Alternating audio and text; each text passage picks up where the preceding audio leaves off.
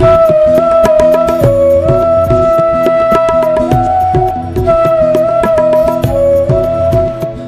मंगलाचरण में यम शैवम समुपासते स्यूयति ब्रह्मेति वेदांतिनः,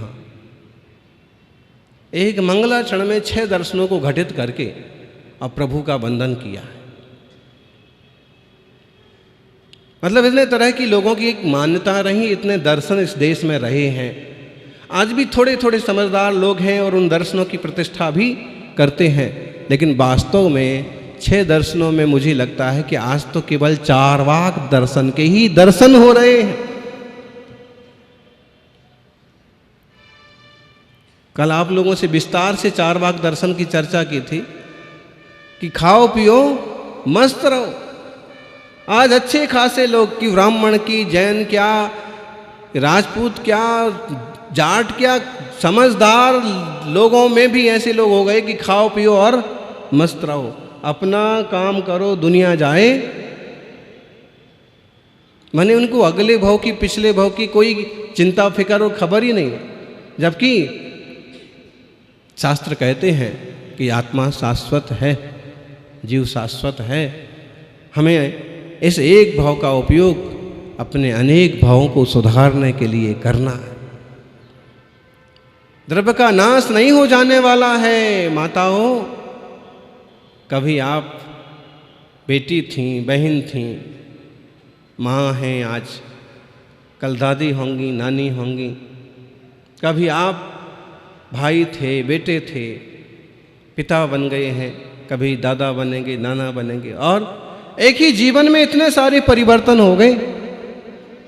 द्रव्य ध्रुव स्वभाव पर रहता हुआ भी परिणमन होता है। जैन दर्शन की जबरदस्त खासियत यह है कि प्रभु को कर्ता नहीं माना, कर्ता मान के भी कर्ता नहीं माना। जैसे जब स्तुति करेंगे, प्रार्थना करेंगे तो कहेंगे यही कि हे महावीर स्वामी, आपकी कृपा से मेरा कल्याण हो जाए, मेरा भला हो जाए। लेकिन आप दुनिया के करतार हैं। इतना होने के बाद भी उनकी जो सर्वज्ञता है, उनकी जो वीतरागता है, उनकी जो हितोपदेशिता है, 18 दोषों से रहितता है, उन सबों का ख्याल रखते हुए ध्यान में रहता है कि परमात्मा कर्ता नहीं है। श्रमण संस्कृति और वैदिक संस्कृति के खास अंतर यहाँ पड़ता है कर्तावाद की चर्चा को लेकर के, क्योंकि यहाँ पूरी जिम्मेदारी डाल दी गई है आपके ही कंधों पर कि आप ईश्वर को कर्ता बना करके आप अपने खटकर्मों से मुक्त नहीं हो सकते। आपको अपनी जिम्मेदारी खुद लेना होगी। और आजकल तो रेलवे स्टेशन का, धर्मशाला के ऑफिस में भी लिखा रहता है, अपने सामान की जिम्मेदारी आप स्वयं स्वीकार कीजिए। आपके कीमती सामान की रक्षा आपको ही करना होगी, और चोरों से सावधान रहिए और अपने सामान को खुद, है ना, खुद संभालिए। महावीर स्वामी इसी बात को कहते हैं कि अपने भावों को भी खुद संभालिए, अपने विचारों को भी खुद संभालिए, अपने आचार को भी खुद संभालिए। प्रभु है, परमात्मा है, सर्वज्ञ है, लेकिन तुम्हारे इस जंजाल में उसका कोई हाथ नहीं है। तुम उन्हें जिम्मेदार बना करके खुद मुक्त नहीं हो सकते। तुम्हें अपनी जिम्मेदारी खुद को लेना होगी। बहुत विशिष्ट चर्चा है और काफ़ी गंभीर विषय है, दर्शन का विषय है। एक गाथा हम प्रवचन सार जी से पढ़ रहे हैं। नथि गुणोती कोई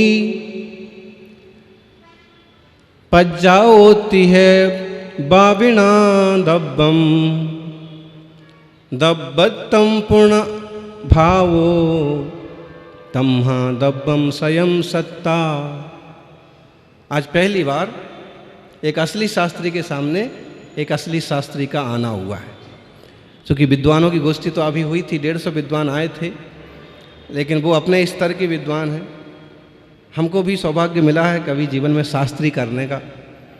शास्त्री करने के बाद हमने शास्त्रों का यही सारांश समझा कि भाई एक जन्म मिला है, इसमें तू अपना उद्धार कर ले, इस एक जीवन को धर्म में लगा दे, साधना में लगा दे, ब्रह्मचर्य में लगा दे, महाव्रतों की आराधना में लगा दे तो भला होगा।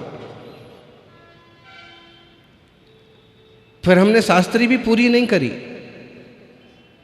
हमें ऐसे लगने लगा कि अगर हम पढ़ाई में रह जाएंगे तो कहीं तब कोई और उलझने पैदा ना हो जाए। इसलिए सेकेंड ईयर द्वितीय वर्ष किया, बीकॉम भी पूरा नहीं किया, आधा बीकॉम करके ही बेकाम हो गए।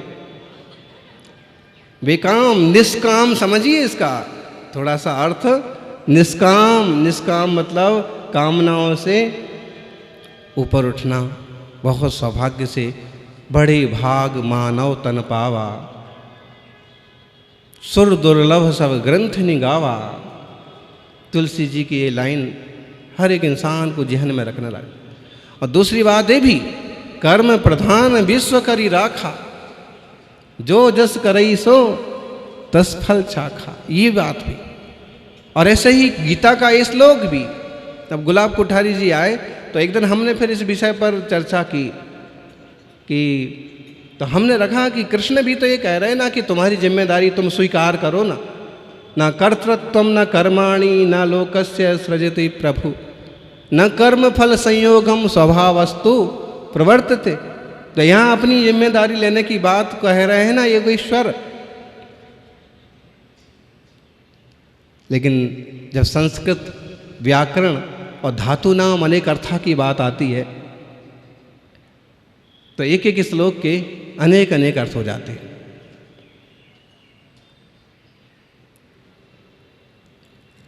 शब्दानाम अनेक अर्था, बहुत अच्छा। एक राजस्थानी में, मारवाड़ में खासकर एक शब्द प्रयोग होता है। जैसे आप आए तो जो लोग हैं वो कहेंगे पधारो सा, और लोग अक्सर कर दीवार पर लिख के रहते हैं कि पधारो सा। किसी घर में कोई कार्यक्रम होता है तो दीवार पर भी लिख देते हैं वो, क्या, पधारो सा। और उसके साथ एक मूछ वाला आदमी बना देते हैं, एकदम ठेठ मारवाड़ी। उस यूं उसकी स्टाइल रहती, पधारो सा।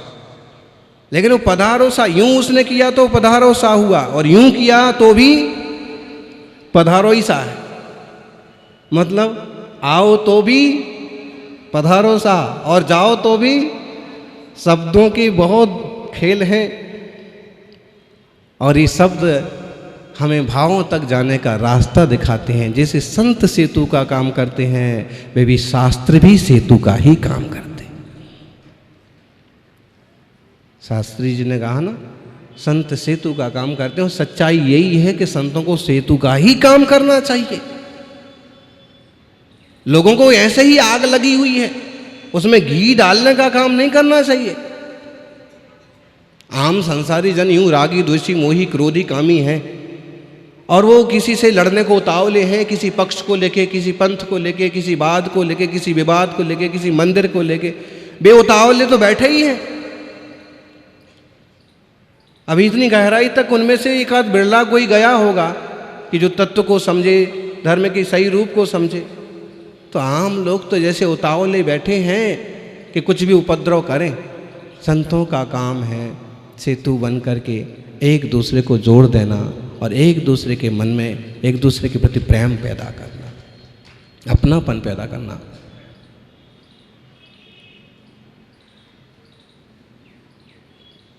इंसान में इंसानियत बहुत बड़ी चीज़ है।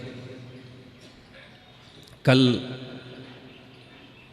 राजस्थान के मुस्लिम समाज के मुखिया भी आए थे। रुचि वाले लोग आ जाते हैं, उनकी रुचि वेदों की, पुराणों की, हाँ ऐसी थी। श्रवण संस्कृति के प्रति भी उनके काफ़ी अच्छे विचार थे। तो एक बात कही उनने, बात तो सही है और वो अपन सब बोलते ही हैं कि सोना तब तक कीमती है जब तक उसमें उसकी चमक है, पीलापन है। चंदन जब तक कीमती है जब तक कि उसमें सुगंध है, उसकी गंध है। अगर सोने से उसका पीलापन छीन लिया जाए और चंदन से उसका सुगंध छीन लिया जाए तो दोनों की कोई कीमत नहीं है। ऐसे ही इंसान से अगर उसकी इंसानियत छीन ली जाए तो इंसान की भी कोई कीमत नहीं। हमें सारे शास्त्र यही तो पाठ बताते हैं, संत यही तो पाठ पढ़ा रहे हैं कि सबसे पहले इंसान बनो, बाद में भगवान बनना। पहले कच्चे इंसान तो बन जाइए। नृत्य गुणोत्ती कोई पज्जा होती है वा बिना दब्बम। दुनिया में, विश्व में द्रव्य से अलग कोई गुण और पर्याय नहीं है। मैं एक जीव द्रव्य हूँ, मैं चेतन द्रव्य हूँ, तो ज्ञान मेरा गुण है। प्रताप जी, ज्ञान गुण है हमारा। बरसों पुरानी बात आपकी स्मृति में है, क्योंकि ज्ञान गुण आपका ज्ञानमय काम कर रहा है। हमारा ज्ञान भूत को भी जान रहा है किसी रूप में, भविष्य को भी जान रहा है। चूँकि संत मुनियों की तरह, महावीर स्वामी की तरह 3 काल और 3 लोक को भले नहीं जान रहे होंगे, लेकिन पीछे की भी कई यादें हैं और आगे की भी कई योजनाएं हैं। ये हमारा ज्ञान गुण काम कर रहा है। हम चेतन हैं, जीव हैं, ज्ञान हमारा गुण है और बदलती हुई ये पर्याय है। इतना हमें निश्चय कर लेना चाहिए, केवल देह हम नहीं हैं। सच पूछो तो मुनियों की साधना का आधार यही है कि उन्होंने ये निर्णय कर लिया है कि मैं केवल देह नहीं हूँ, मैं आत्मा हूँ, ज्ञान घन चैतन्य हूँ। देह भिन्न है और चेतना भिन्न है। जीर्णानि वासांसि यथा विहाय।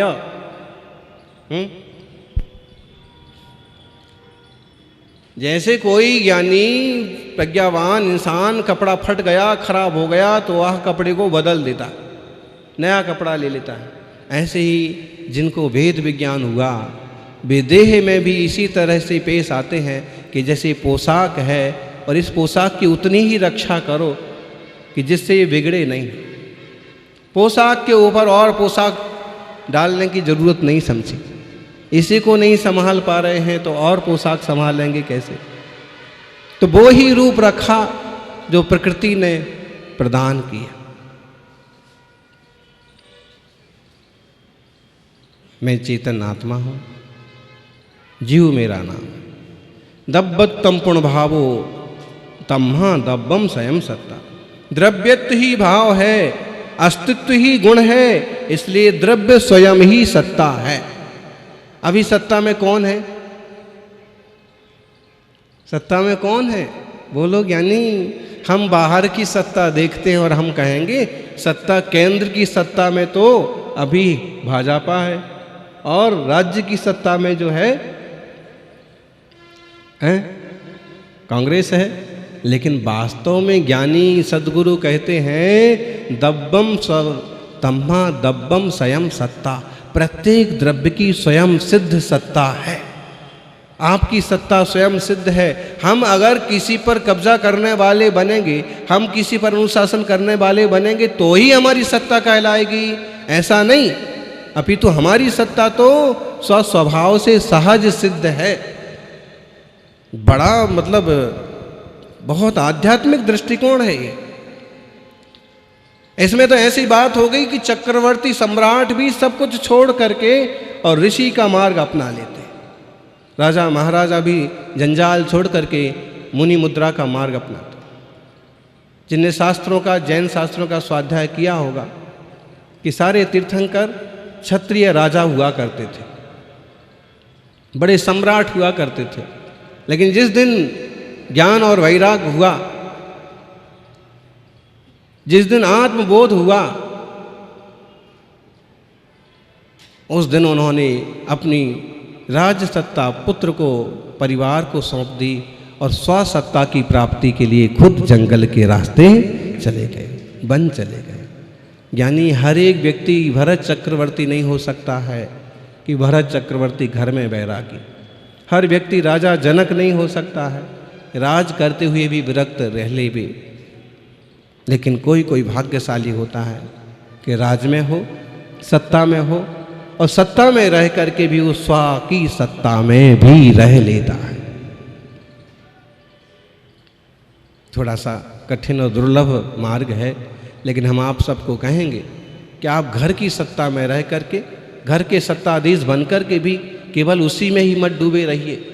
अपना कर्तव्य करने के बाद 2 मिनट का समय अपने आप के लिए भी निकाल लीजिए। हर पल है तैयार तू पाप कमाने के लिए, और थोड़ा समय निकाल प्रभु गुण गाने के लिए। प्रभु गुण गाने के लिए, अपने स्वरूप की चिंतन के लिए थोड़ा सा समय जरूर निकालिए। 4 बाग मत बन जाइए कि कर्ज लेकर के भी मस्ती करना है। आज आप देख लीजिए, लोगों के बड़े बड़े बंगले दिख जाएंगे, बड़ी बड़ी गाड़ी भी दिख जाएगी, और आप अंदर में जब खोज करेंगे, मालूम करेंगे, तो मालूम पड़ेगा कि घर भी लोन पर है, फ्रिज भी लोन पर है, टीवी भी लोन पर है, और बीवी भी हो सकता है संस्कारी हो और आपको निभाए, लेकिन हो सकता है कि शादी जो है लोन लेकर के की हो।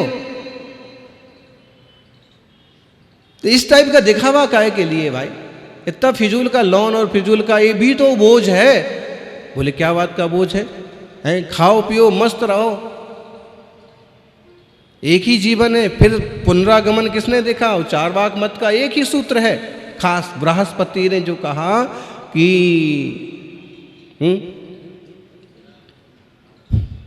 यावत् जीवेत सुखम जीवेत, ऋणम कृत्वा घृतम पिबेत, भस्मीभूतस्य देहस्य पुनरागमनम कुतः। बोले मर जाने के बाद फिर से जन्म लेंगे, किसने देखा? इसलिए जब तक जीना है तब तक उधार लेकर के भी घी पियो, उधार लेकर के भी घी पियो। कौन सा चुकाने आना है? बोले जिसका लिया है उसका दिया नहीं, तुम्हारा कौन सा खा के चले जाएंगे? क्यों? फिर से जन्म थोड़ी लेना है। ऐसा नहीं है, पुनर्जन्म होता है, कर्म होते हैं और कर्म का भुगतान भी करना पड़ता है। इसलिए सत्कर्म करिए। कृष्ण प्रेरणा देते हैं सत्कर्म करने की, ज्ञान में लीन होने की। महावीर प्रेरणा देते हैं स्वरूप की ओर मुड़ने की, अपनी सत्ता में समाहित होने की। प्रभु की सत्ता है। तू अपनी सत्ता का पर ध्यान रख। तम्हा दब्बम स्वयं सत्ता, द्रव्य स्वयं ही सत्ता स्वरूप है। अपनी चेतना को संभाल, अपने भाव को संभाल, अपनी ज्ञान की धारा को संभाल, क्योंकि ज्ञान जिस ढंग से चलेगा, राग द्वेष मोह वाला होगा, उस ढंग से तेरा संसार बढ़ेगा। ज्ञान में निर्मलता आएगी तो चारित्र में निर्मलता आएगी। सम्यक दर्शन ज्ञान चारित्राणी मोक्ष मार्ग। इस रत्नत्रय को मार्ग को अपन सभी उपलब्ध हों, यही मंगल भावना। जय बोलिए महावीर स्वामी की जय।